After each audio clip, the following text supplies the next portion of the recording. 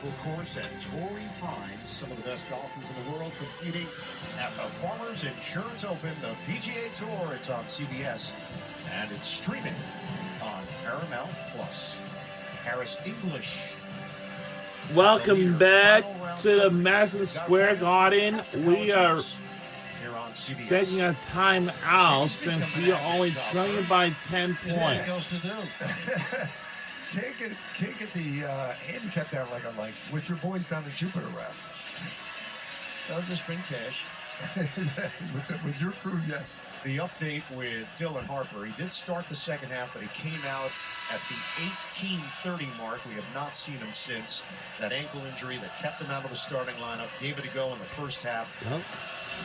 But certainly not the Dylan Harper that we've come to expect in his freshman season. I respect he always gives it a shot, though. He tries. They did.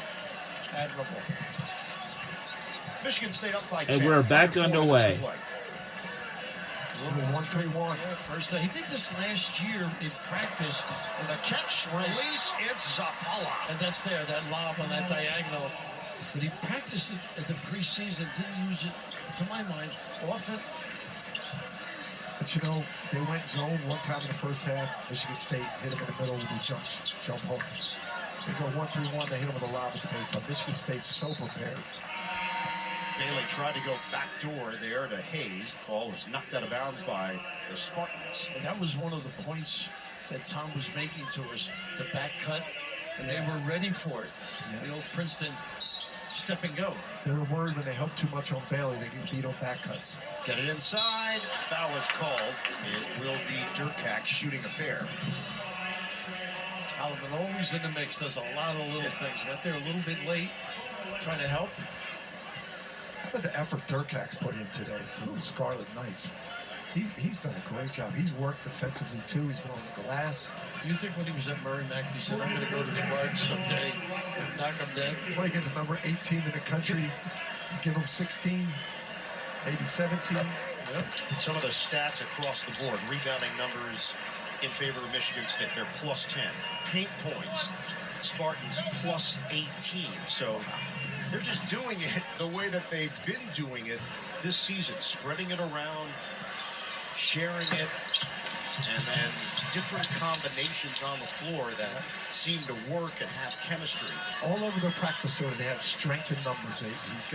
Tom's put it up everywhere he can, he said, because he wants everybody to feel good about their limited minutes, but their contribution. And that's what you see in this team. And Rutgers, they're hanging right there, though. A little spurt at the other end, a confused stone push. Aiken tried the circus shot. He's fouled. Will shoot 2 at the 3:08 mark, second half. Talk about threes. They can get in the lane and get some threes, too, I think. A little more. As the season progresses, these guards are clever.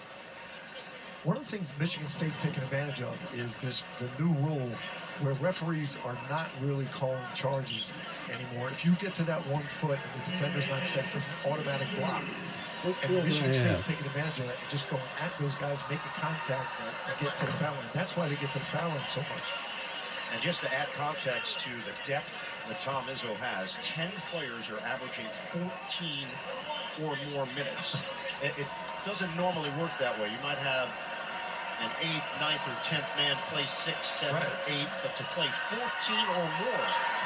It tells you the salesmanship of Tom and also the character of the players, that they're willing to sacrifice minutes to be in a winning up there. They started the clock. Gonna have to go back.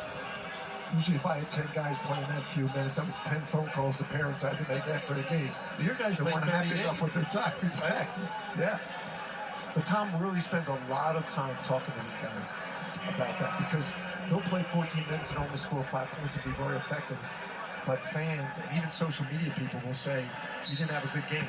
And he has to convince the player you actually did have a good game. We're in the Big Ten. Exactly. Rutgers had wins We're in the over Big Ten. UCLA and Nebraska before the loss to Penn State on Monday night.